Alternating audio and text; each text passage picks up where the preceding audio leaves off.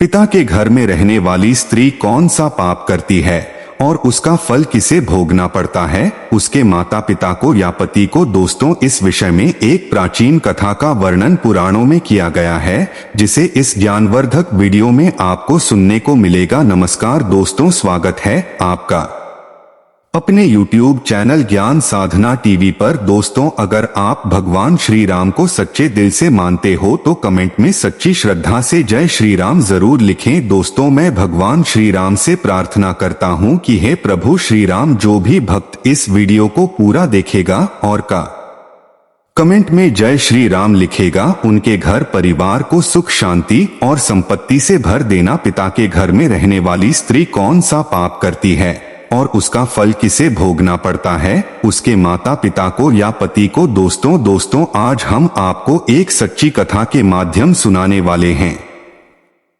एक समय की बात है, देवर्षि नारद यमलोक में यमराज से मिलने के लिए जा रहे होते हैं तो उन्हें या मार्ग में स्थित लड़कों में अनेक स्त्रियां यातनाएं भोगती हुई दिखाई पड़ती है, जिन्हें देखकर देवर्षि को बड़ा विस्मय होता है। उन स्त्रियों का अंग अंग जल रहा होता है और वे जोर जोर से चीत्कार कर रही होती है, हाय, हमने पिता के घर में रहकर घोर पाप किया है, अब हमें इस पाप से मुक्ति कैसे मिलेगी।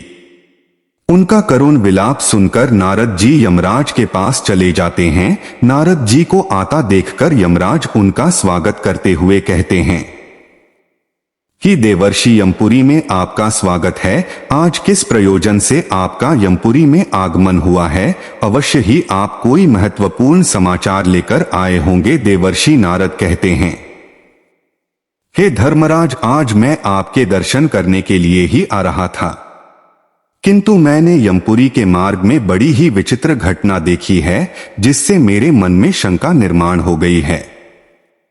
कृपया आप मेरी शंका का समाधान कीजिए। यमराज कहते हैं, हे देवर्षि, आपके मन में जो भी शंका हो निसंकोच होकर पूछिए, मैं आपकी शंका का समाधान करने का प्रयास अवश्य ही करूंगा।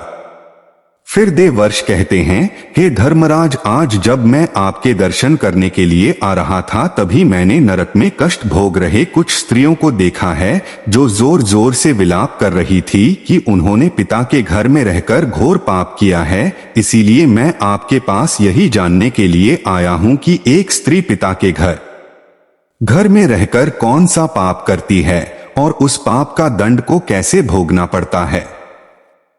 यमराज कहते हैं, थे देवर्षि, आपने उचित ही प्रश्न किया है। आपके इस प्रश्न के उत्तर में समस्त मानव जाति का कल्याण छिपा हुआ है। आपके इस प्रश्न का उत्तर देने से पूर्व मैं आपको महाराजगंज के जन्म की कथा सुनाता हूं। महाराजगंज के जन्म की कथा के माध्यम से आपकी शंका भी दूर हो जाएगी और समस्त मनुष्य जाति को महत्वपूर्ण ज्ञान की प्राप्ति होगी। इसीलिए आप इस कथा को ध्यान से पूरा सुनिए। जो भी मनुष्य इस कथा का श्रवण करता है, मैं उसके 32 अपराध माफ करता हूं। देवर से कहते हैं, हे धर्मराज, आप इस कथा को अवश्य है, मैं इस कथा को सुनने के लिए उत्सुक हूं। मैं इस कथा को ध्यान पूर्वक सुनकर इसका प्रचार करूंगा। फिर यमराज वर्ष को वह कथा सुनाने लगते हैं। देवर्ष 28 में द्वापर युग के आने पर यह इतिहास घटित होने वाला है। यदुकुल नरेश वीरवर उग्रसेन के यहाँ पर जो घटना घटित होने वाली है, मैं उसी का भूतकाल के रूप में आपके समक्ष वर्णन करता हूँ। माथुर प्रदेश में मथुरा नाम की नगरी है। उस नगरी में उग्रसेन नाम के यदुवंशी सम्राट राज्य करते थे। महाराज उग्रसेन बड़े ही पराक्रमी, संपूर्ण धर्मों के तत्वज्ञान, बलवान, दान शूर तथा अत्यंत बुद्धिमान थे। महाराज अपनी प्रजा का पालन करने में तत्पर तथा सत्य धर्म का पालन करने वाले थे। उसी समय में विदर्भ नाम के देश पर सत्यकेतु नाम से एक प्रसिद्ध राजा राज्य करते थे। महाराज केतु की एक पुत्री थी जिसका नाम पद्मावती था, जो अत्यंत सुंदर, सत्य धर्म का पालन करने वाली, गुणवान, चरित्रवान तथा स्त्री के समस्त गुणों से युक्त साक्षात लक्ष्मी के समान रूप वाली थी।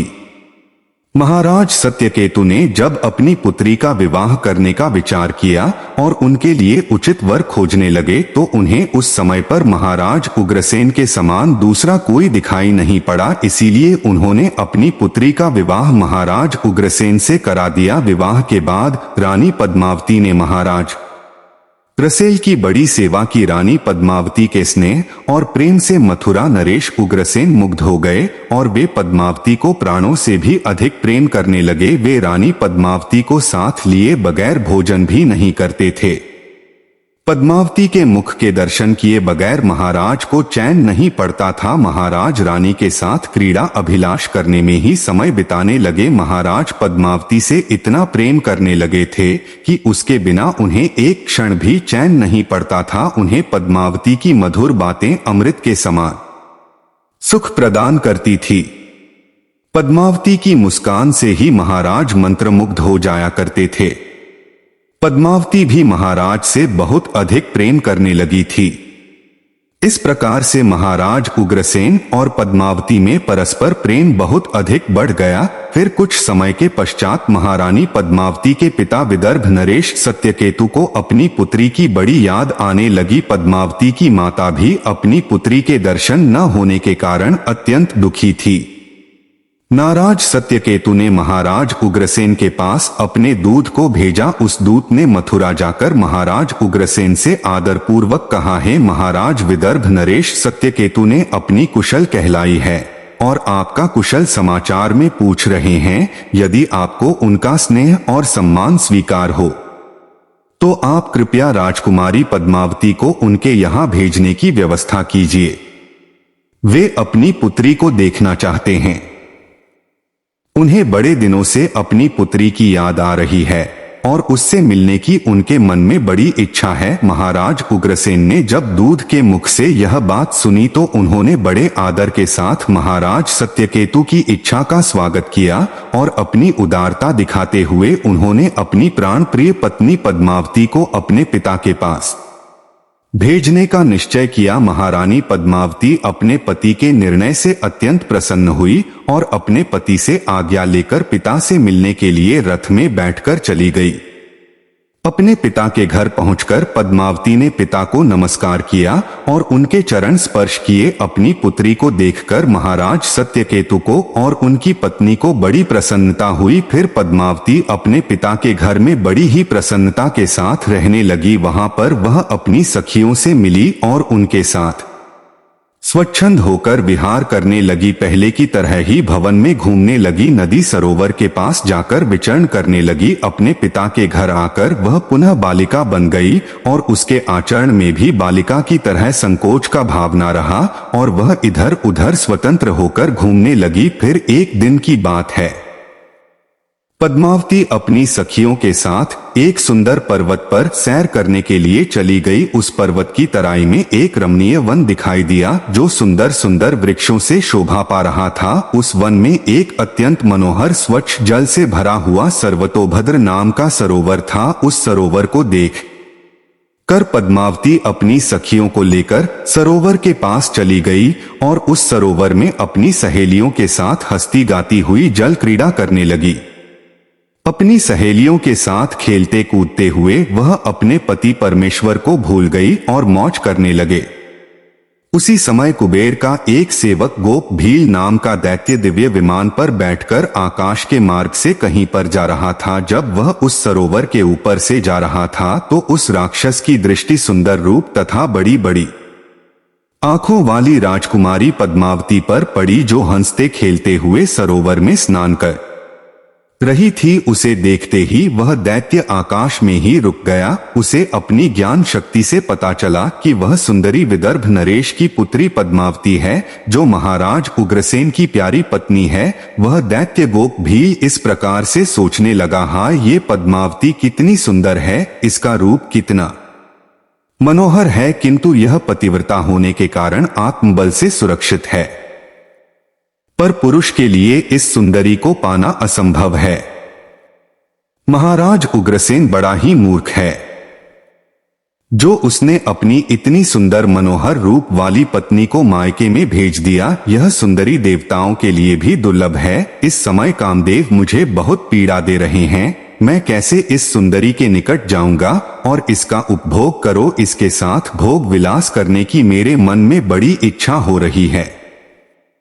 इतना सोचते हुए उस राक्षस ने एक उपाय निकाला और फिर उसने महाराज उग्रसेन का रूप धारण किया। उसने पूरी तरह से अपने शरीर को महाराज उग्रसेन में बदल दिया। बहु महाराज उग्रसेन की तरह ही दिखाई पड़ रहा था। फिर वह उस वन में एक वृक्ष के नीचे जाकर बैठ गया और उसने मधुर संगीत बजाना शुरू कर दिया। मधुर संगीत मोहित करने वाला था। जब पद्मावती और उसकी सखियों ने उस मधुर संगीत को सुना तो उनका मन विचलित हो गया और वह मधुर संगीत की तरफ आकर्षित होने लगी। वह सोचने लगी, यह मधुर संगीत कौन बजा रहा है जिसने हम सभी को मंत्रमुग्ध कर डाला है।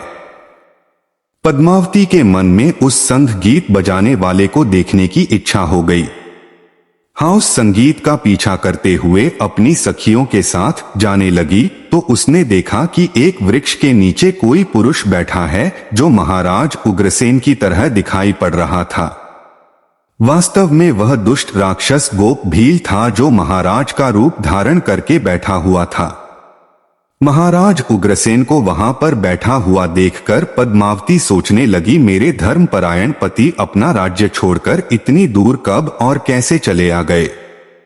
महारानी इस प्रकार से सोचने लगी थी कि महाराज उग्रसेन के भेष में बैठे हुए उस दुष्ट गोप भील ने स्वयं ही महारानी को पुकारा, हे प्रिय, यहाँ पर मेरे पास आ जाओ, मैं तुम्हारे बिना जी नहीं सकता। सुंदरी, तुमसे अलग रहकर मुझे चैन नहीं पड़ रहा था। तुम्हारे दर्शन किए बगैर भोजन करना भी असंभव हो गया था। कारण से मैं खुद ही चलकर तुम्हारे पास आ गया हूँ। मैं तुमसे एक क्षण भी दूर नहीं रह सकता। अपने पति के ऐसे वचन सुनकर महारानी पद्मावती कुछ लज्जित सी हो गई और शर्माते हुए वे उनके सामने जाकर खड़ी हो गई। फिर महाराज के भेष में बैठे उस पापी ने महारानी का हाथ पकड़ लिया और उन्हें लेकर जंगल में एकांत स्थान पर ले गया। वहां पर उसने अपनी इच्छा अनुसार पद्मावती के साथ भोग विलास करने लगा। लेकिन महाराज उग्रसेन के गुप्त अंग में कुछ एक निशानी बनी हुई थी जो इस बहरूपिये के शरीर के अंग पर दिखाई नहीं पड़ रही थी, जिसे देखकर महारानी अचानक से भयभीत हो गई। उसे समझ में आ गया कि यह महाराज उग्रसेन नहीं है, उनका रूप धारण करके कोई बहरूपिया आया है। महारानी पद्मावती तुरंत वहां से उठ खड़ी हुई और अपने वस्त्र संभालकर पहन लिया। महारानी के हृदय में इस घटना से बड़ा दुख हुआ। एक पापी बहरूपिये ने महाराज का रूप धारण करके उनका उपभोग किया, जिससे महारानी बहुत क्रोधित हो गई और उस राक्षस से कहने लगी, अरे नीच, जल्द ही बता तू कौन है।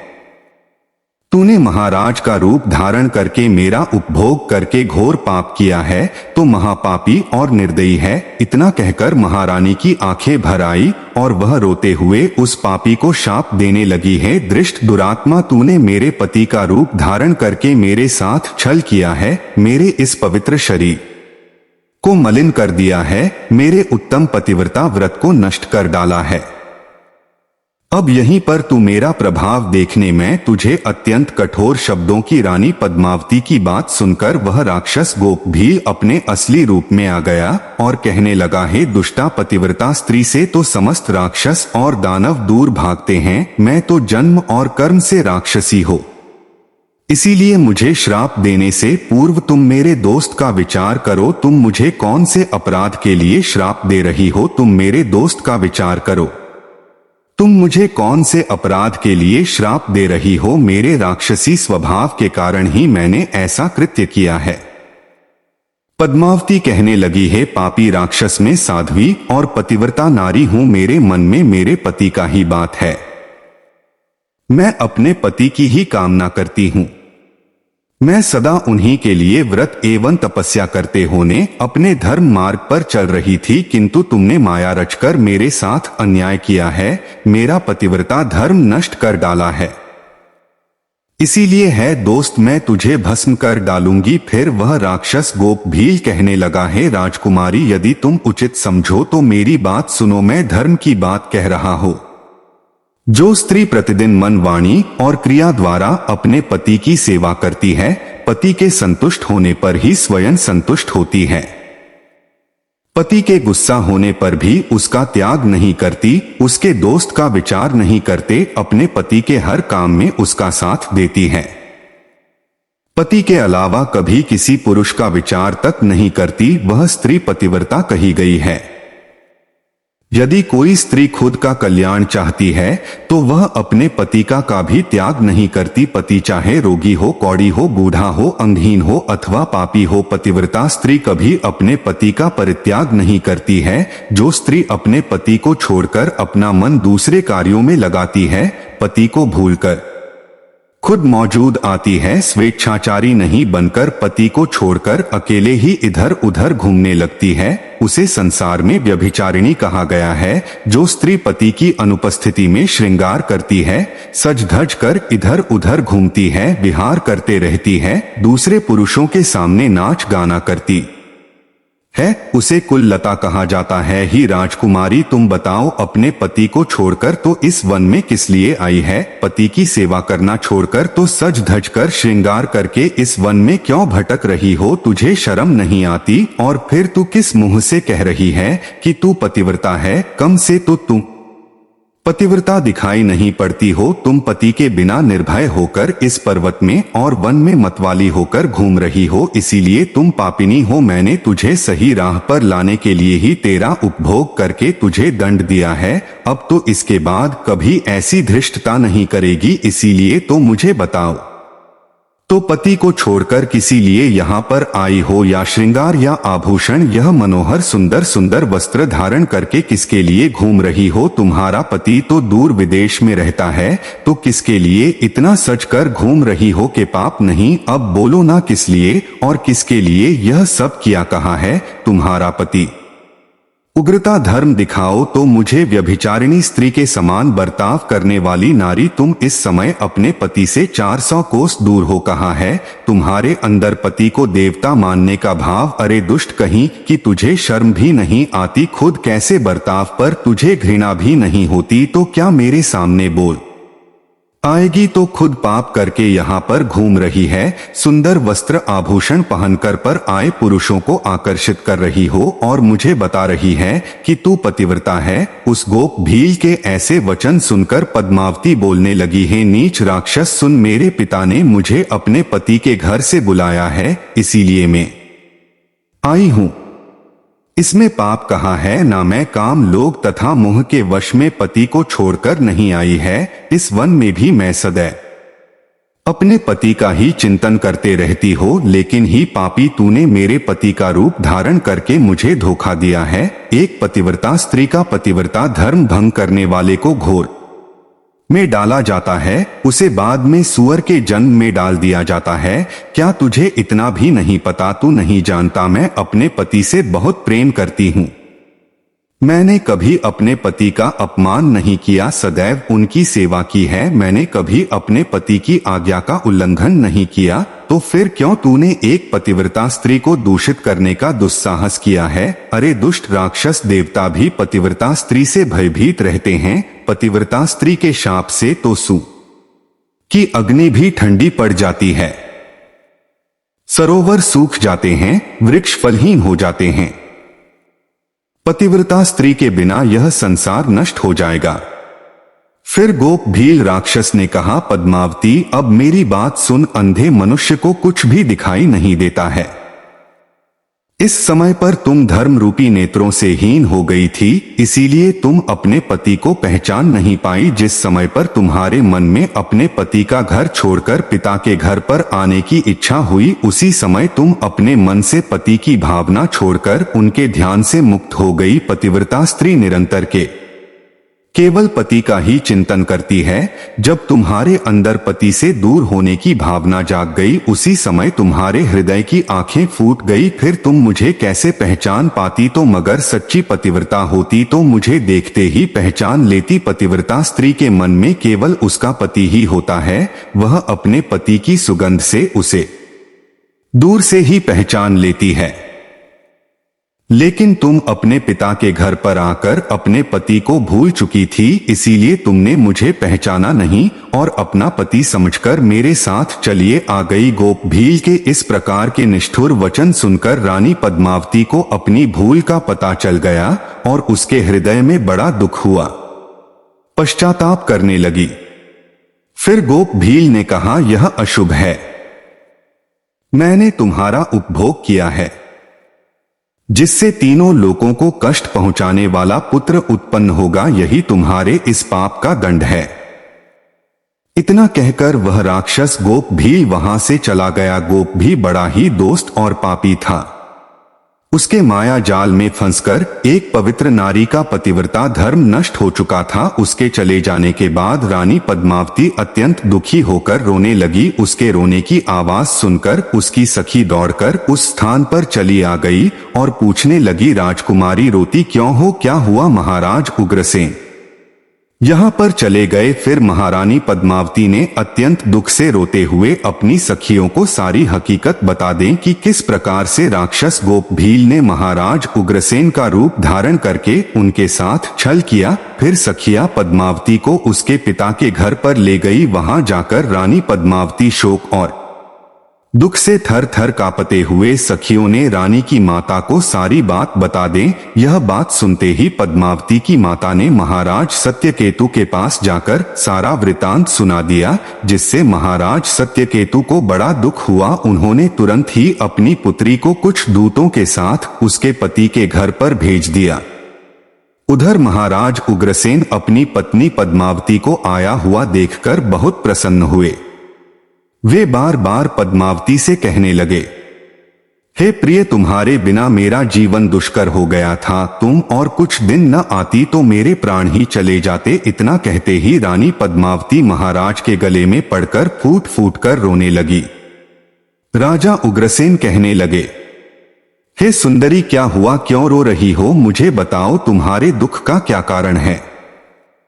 पद्मावती ने महाराज को कुछ नहीं बताया और उस पाप को छिपा दिया और प्रेम से महाराज के साथ विहार करने लगी।